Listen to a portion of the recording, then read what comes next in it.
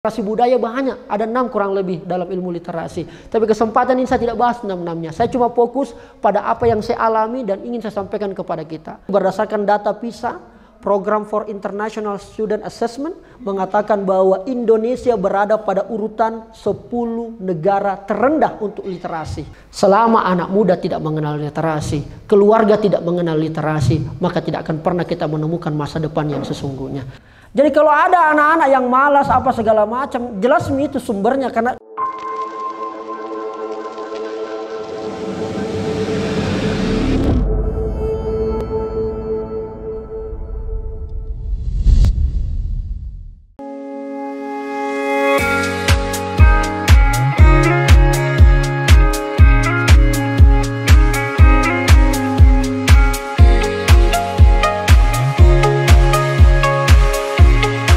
Halo Cika, hari ini kita ada di Desa Lembana, Kecamatan Tinggi Moncong, Kabupaten Goa, Malino.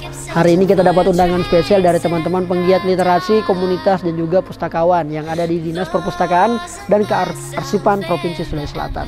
Ayo, kita masuk, suasananya sangat mendukung, dingin sekali. Dan ini adalah momentum yang tidak boleh saya lewatkan agar kemudian semangat orang berliterasi, menumbuhkan minat baca semakin tinggi. Karena semua hari ini ditentukan dari literasi kita. Apalagi yang berhubungan digital, tahu ah? Ya. Mandi di kolam airnya hangat, lebih hangat ketika pagi. Karena salamnya belum semangat, kita ulangi sekali lagi. Assalamualaikum warahmatullahi wabarakatuh.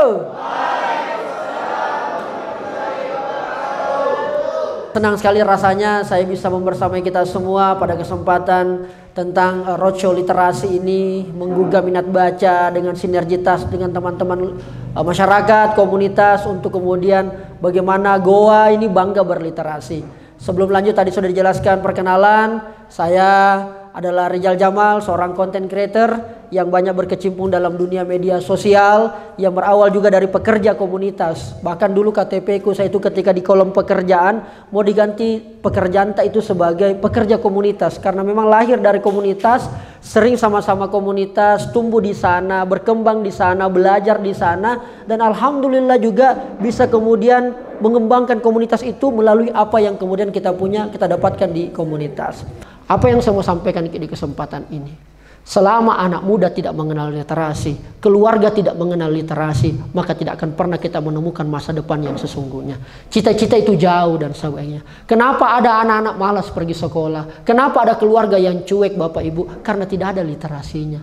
Bicara literasi Bapak Ibu itu banyak jenisnya. Ada namanya literasi baca tulis, ada literasi sains, ada literasi digital, ada literasi budaya banyak. Ada 6 kurang lebih dalam ilmu literasi. Tapi kesempatan ini saya tidak bahas 6-6-nya. Saya cuma fokus pada apa yang saya alami dan ingin saya sampaikan kepada kita. Berdasarkan data PISA, Program for International Student Assessment mengatakan bahwa Indonesia berada pada urutan 10 negara terendah untuk literasi. Urutan 62 dari 70 negara yang disurvei. Makanya Jangki heran kalau kemudian banyak siswa lawang guru-gurunya. Jangki juga heran kalau guru kemudian banyak yang tidak kompeten. Kipa meporang aku dong. Kenapa Jangki heran? Karena memang rendah minat bacanya. Banyak permasalahannya. Faktor masalah adalah tentu pasti mengenai pendidikan. Pasti itu. Yang pertama adalah pendidikan. Minat baca itu saya temukan waktu saya di pesantren. Kenapa? Kulihat ki orang hebat. Kenapa ada motivasiku? Karena selalu kak digerakkan, selalu kak dengar cerita. Karena saya sebagai orang sastra, saya alumni Unhas Bapak Ibu. Saya sastra Inggris jadi hancur-hancur begini. I was English department student from Hasanuddin University. Alright. Iya, nanti kita kira kamu tidak bisa ke bahasa Inggris kodong. Nah, akhirnya apa Bapak Ibu? Semangat itulah. Masa saya tidak bisa? Karena capek kak dibully, lingkungan sosial yang kurang bagus, keluarga yang kadang-kadang membuat saya menangis sendiri. Kayaknya saya menyesali kalau kemudian saya tidak berbuat sesuatu. Dan akhirnya Bapak Ibu saya tumbuh sebagai anak yang sangat mencintai yang namanya baca. Disitulah saya dapatkan. Saya betul-betul gila sekali. Dalam 3 bulan ini Bapak Ibu saya selalu investasi leher ke atas. Yaitu beli buku. Dan selalu saya malas, saya baca buku sekali-sekali apa segala macam. Kenapa? Memang sekarang mudah karena ada gadget ya di handphone kita. Tapi beda rasanya kalau buku saya baca dengan di handphone. Beda ki. Ada tantangan, ada nih, ya mungkin karena saya lahir dari generasi milenial yang kemudian transisinya ya kemudian dapat era IT. Beda kalau teman-teman yang zilenial yang memang lahir sudah langsung internet. Makanya teman-teman diistilahkan sebagai net generation, generasi internet. Yang lahir sudah ada internet. Kalau saya dulu masih ada mesin ketik udah apa. Tantangan terberat kita dalam literasi Bapak Ibu apa itu? Pendidikan. Oleh karena itu selama Bapak Ibu punya ruang dan peluang pendidikan, ayo gas. Gaskan mi. Adik-adik sekali lagi, kalau masih sempat ke sekolah, masih sempat ke belajar, ndak pandang enteng sekarang merek sekolah. Anda mau di dataran tinggi sekolah, Anda mau di dataran rendah, Anda mau di kota sama saja. Keterbatasan, ya keterpurukan, tertinggal jauh dari fasilitas, sarana, tidak membuat mimpi itu dibatasi. Yang kedua adalah minat baca memang yang rendah Bapak Ibu. Makanya akses terhadap buku-buku itu mungkin sangat-sangat terbatas. Dan alhamdulillah mungkin trennya, mungkin tadi Kakak Rara sudah sampaikan sama Bapak Ibu pemateri sebelumnya sudah menjelaskan bahwa bagaimana kemudian buku sekarang sudah mulai gampang kita akses. Nah inilah yang kemudian kita pilah-pilah. Dan ini di ruang-ruang pedesaan lah yang perlu kita isi sama-sama adik-adik. Guru saya bilang, ustadz saya bilang, kalau kau mau raih masa depanmu, cintai buku. Masa depan cinta gimana hubungannya? Buku justas, iya buku. Buku apa itu? Tidak apa-apa buku, terserah dulu. Yang penting minat bacamu dulu tinggi. Jadi karena saya suka buku yang bergambar-bergambar, ku cari buku yang bergambar dulu. Yang penting minat dulu. Lama-lama kelamaan ternyata gara-gara saya sering membaca buku, lancar saya public speaking. Dan hari ini saya menjadi trainer yang sudah tersertifikasi oleh 2 badan. 1 lembaga negara melalui BNSP, 1 lembaga profesional di Jakarta. Dan saya keliling sekolah Bapak Ibu, alhamdulillah. Tepuk tangan kalau kita tepuk tangan. Saya semangat sekali kalau literasi karena pengalamanku ingat selesai urusan. Akses pendidikan tidak boleh terhalangi, minat baca harus diperkuat. Salah satu masalah juga ada pasti adalah masalah ekonomi.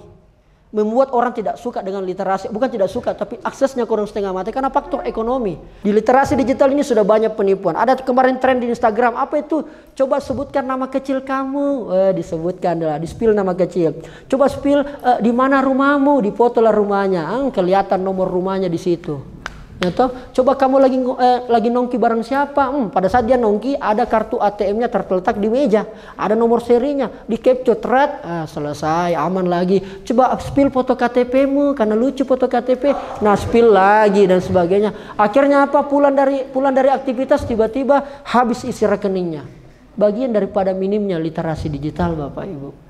Nah inilah tugasnya saya dan teman-teman dan Bapak Ibu semua, kakak-kakak semua. Jangan sampai adik-adik kita kena seperti itu dari segi faktor ekonomi. Belum lagi faktor kenakalan. Waduh luar biasa. Hanya gara-gara komentar, hanya gara-gara statement, akhirnya apa? Terjadi pembunuhan. Upload kiri kanan salah apa segala macam, terjadi lagi kekacauan. Dan itu banyak sekali kita rasakan. Dan ini kalau tidak diperhatikan bahaya sekali Bapak Ibu. Apalagi digitalisasi kita ini tidak ada filternya. Walaupun saya tahu kamu orang semua rata-rata kalau foto di Instagram pakai filter. Iya. Tapi kalau untuk bermain medsos tidak ada filternya. Perkuat anak-anak, apalagi Bapak Ibu yang berada di dinas perpustakaan, ayo jadikan itu sebagai lumbung senjata, kekuatan utama kita untuk kemudian menggerakkan. Karena kalau itu kita kuasai literasi adik-adik sekalian, Bapak Ibu, maka peluang-peluang, potensi-potensi lain akan kita mampu raih. Membaca buku banyak sekali manfaatnya. Karena kenapa? Salah satunya adalah kita mampu mengemukakan, menyampaikan ide dan gagasan.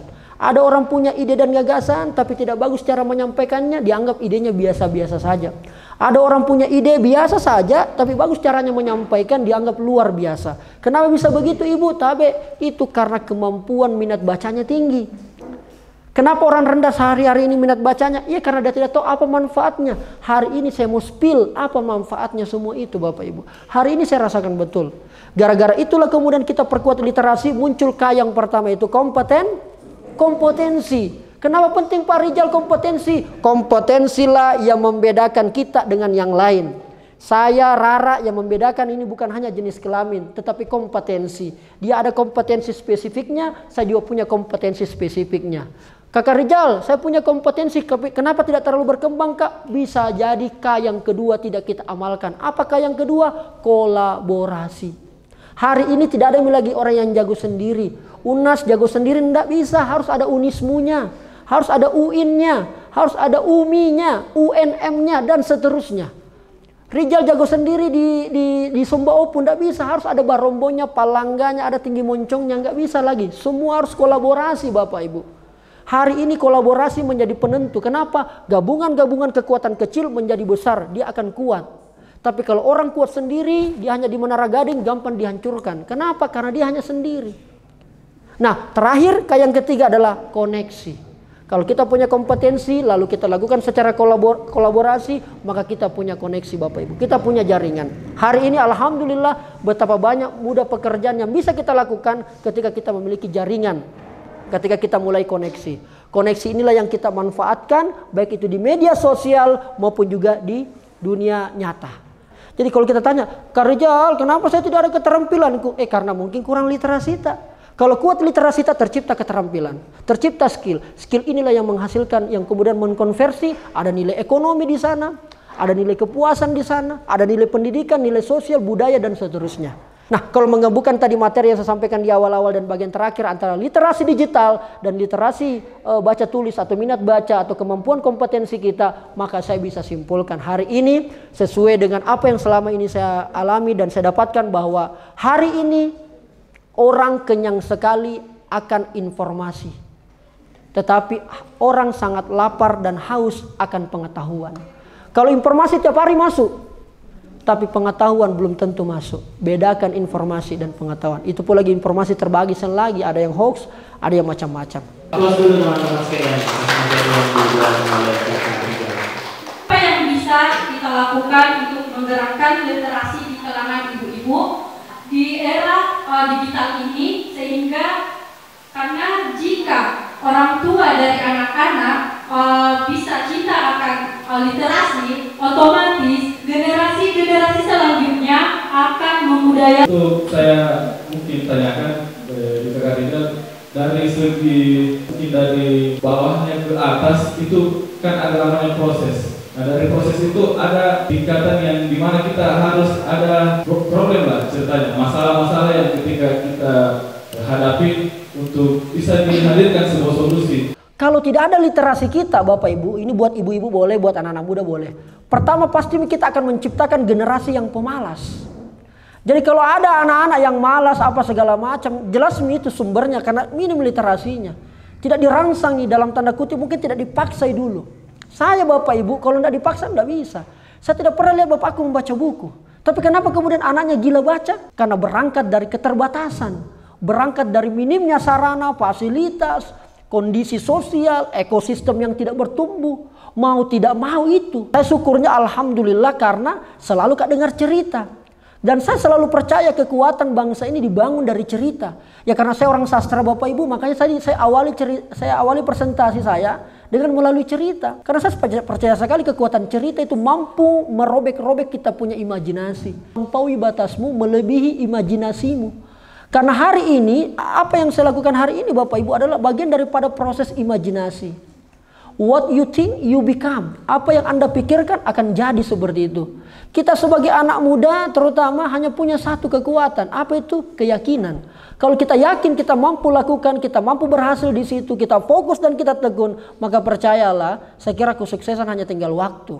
Tinggal betul-betul kapan kita siap. Dan saya selalu percaya kekuatan ikhtiar. Dan yang paling penting kekuatan doa.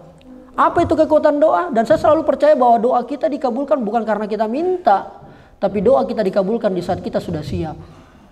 Itu yang menjadi kekuatan dan keyakinan saya. Makanya kenapa ada yang malas, anak-anak dan sebagainya itu pasti minus. Jadi ketika literasi ini tidak diperbaiki Bapak Ibu, khususnya buat ibu-ibu, anak-anak kita, maka pasti anak-anak kita akan malas. Kalau anak tak malas, yang jadi susah besok dan seterusnya adalah kita sendiri. Kalau kemudian kita minim di literasi, pasti kita akan menciptakan generasi yang setengah mati bersaing. Apalagi era ke depan. Mohon maaf Bapak Ibu, saya sebut salah satu kabupaten, mungkin ada juga berasal dari sini. Mungkin Bapak Ibu sudah dengar selalu Kabupaten Morowali, Provinsi Sulawesi Tengah. Sudah hampir setengah penduduknya itu adalah orang asing Bapak Ibu. Kenapa bisa? Karena kita tidak mampu bersaing. Hari ini negara Indonesia tidak ada yang tidak pernah bilang bahwa kaya sekali sumber daya alam. Tapi kita sedang dijajah dan krisis sumber daya manusia. Itulah kenapa semangat literasi ini harus dikembangkan. Kalau perlu kita bikin festival literasinya seperti Beautiful Malino. Kalau perlu. Kenapa? Ya, Kenapa Bapak Ibu? Karena sekali lagi minat. Menumbuhkan minat itu bukan perkara mudah, Dek Jum. Butuh ekstra, dan bukan hanya tugasnya Jum. Bukan hanya tugasnya Rara, Rijal, bukan. Tugas kita semua. Jadi literasi ini butuh dikeroyok, butuh diborongi. Semua elemen harus bernyatu padu, stakeholder. Karena menumbuhkan literasi ini tidak hanya sekedar semangat, tidak bisa, butuh dana Kamase. Iya, tetap butuh dana, butuh anggaran. Makanya tidak serta-merta orang dinas perpustakaan yang punya tanggung jawab tahu. Konten kreator mana sumbangsimu? Ya kan? Komunitas literasi mana kewajibanmu? Nah ini yang perlu sama-sama kita lakukan. Makanya tidak bisa kita bersaing kalau literasi ini tidak kita perkuat Bapak Ibu. Hari ini saya tidak serta-merta gara-gara Instagram yang besarkan saya. Enggak. Saya berdarah-berdarah Kakak Wahyu di kampus. Saya bermalam di kampus itu kasihan. Saking tidak adanya tempat tinggalku. Saking saya tidak bisa sewa kos. Makanya saya harus jadi ketua di organisasi supaya bisa saya berkuasa di organisasinya. Saya bisa atur. Makanya saya tidur di kampus. Tidak ada uang Cika. Mau apa? Orang tua aku bilang, karena bapak saya orang Bugis, dia bilang bapakku, Rijal, muasang alemu urane, kau anggap dirimu laki-laki. Iya pak, urane kak, urus alemu, urus dirimu sendiri. Wih, mati meja. Karena saya tidak suka kak dipecundangi, apalagi sama orang tua sendiri. Oke pak, deal. Tidak usah kita biayai kak. Nanti mami nilai bagaimana kehidupan selanjutnya. Tapi karena saya punya literasi, saya mampu berjejaring, cepat kak beradaptasi dengan orang. Alhamdulillah masih hidup kak sampai hari ini. Dan alhamdulillah bisa kak juga menghidupi beberapa orang. Alhamdulillah. Dan kita diundang kiri kanan, bukan hanya di Makassar, di berbagai daerah, sampai di Jakarta diundang kita. Bukankah itu sebuah kekuatan bahwa betapa literasi mampu menembus melebihi dari apa yang kita pikirkan? Pertanyaannya muncul nih, apa Pak yang bisa kita lakukan? Kita kolaborasi Kakak Jum. Kita bikin sesuatu gerakan. Jangan terfokus pada organisasinya, fokus pada movementnya, gerakannya. Gerakan itu tidak pakai ketua Ji. Gerakan itu tidak pakai bendahara, gerakan itu tidak pakai sekretaris jenderal Ji. Tidak perlu di organisasi. Movement itu didasari oleh semangat, perasaan yang sama, keresahan yang sama, dan kita bergerak sama-sama. Saya tahu pasti berat awalnya, tantangannya berat, tapi percaya Kak kita pada mimpi. Kalau kita percaya pada mimpi, insya Allah fokus pada mimpinya, daya tahannya, dan paling penting adalah jangan pernah rubah mimpi tak. Saya pernah dibilani dentoa karena masih muda Kak, bicara ke orang tua, bicara masalah bangsa, masalah krisis. Memang terkenal dulu begitunya Kakak Rara. Jadi mau tidak mau, saya kemudian bergaul 2 tahun. Oh terjebak saya tidak punya prestasi 2 tahun selama di Unhas. Kenapa? Karena hedon. Sudah kuliah pergi karaoke, sudah kuliah pergi di Bira, jalan-jalan, pergi di Malino, menghabiskan uang saja. Saya enatoma juga, tapi ada masalahnya. Masalahnya adalah semua teman-temanku yang banyak uangnya ini saya yang kerjakan tugasnya. Harus saya kerjakan tugasnya karena mau makan. Itu masalahnya. Saya kerjakan tugasnya, nak kasih ke 50.000 lumayan, ya toh, 1 orang itu. Jadi saya berteman, nak kasih toma uangnya, tapi dia malas. Saya manfaatkan kemalasannya untuk bisnis. Saya kerjakan. Jangan ditiru mungkin ini. Nah, saya kerjakan. Tapi apa masalahnya? Saya tidak punya prestasi. Saya berhenti pelan-pelan berteman, tidak sefrekuensi kayak ini. Langsung saya banting setir, coba berteman kembali pada kebiasaan-kebiasaan saya di SMA. Saya ikut lomba pidato dan seterusnya. Alhamdulillah, saya lomba pidato juara 1 di Unhas, wakil Unas tingkat nasional di Aceh. Baru kemudian muncul pelan-pelan nama. Dianggap enteng? Iya. Dipandang remeh? Biasa. Dikucilkan? Sering nih. Tapi yang paling penting adalah daya tahan bos. Nah, kenapa bisa begitu Kakak Wahyu? Karena saya memiliki dan saya sering baca buku, dari situlah saya mendapat ilmu yang besar.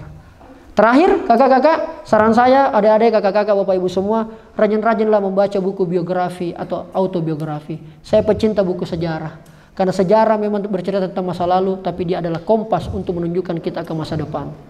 Kira-kira begitu, kakak. Berikan aplaus buat Kakak Wahyu.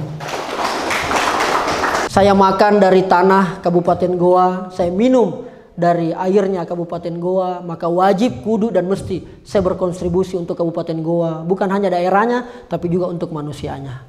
Literasi adalah harta kekayaan yang paling besar saya miliki hari ini. Dan hari ini saya memiliki banyak kemudahan-kemudahan, banyak bantuan, dukungan, support karena kemampuan literasi. Percayalah Bapak Ibu bahwa dengan kekuatan literasi, kakak-kakak, adik-adik sekalian, kita mampu melewati masa-masa yang selama ini tidak pernah kita pikirkan. Insya Allah akan kita rebut itu. Literasi akan selalu jadi pembahasan. Dari awal tulisan menjadi buku adalah kekuatan. Menjadi penting sebab bisa melahirkan perubahan. Negeri ini bergerak dari imajinasi. Pendiri dan pejuang sejatinya sungguh berdedikasi. Melahirkan gagasan jadi narasi dan karya yang menginspirasi. Jangan heran jika kita tidak saling perasa. Mungkin sudah banyak kesalahan dianggap biasa karena tanpa literasi dan pengetahuan sama saja hidup sudah kadaluarsa. Mari menjaga peradaban dengan menulis, mengikat jejak ilmu yang telah dirintis, lalu mengamalkan dalam perilaku yang selalu kritis. Saya Rijal Jamal pamit undur diri. Maafkan Kak Kodong. Assalamualaikum warahmatullahi wabarakatuh.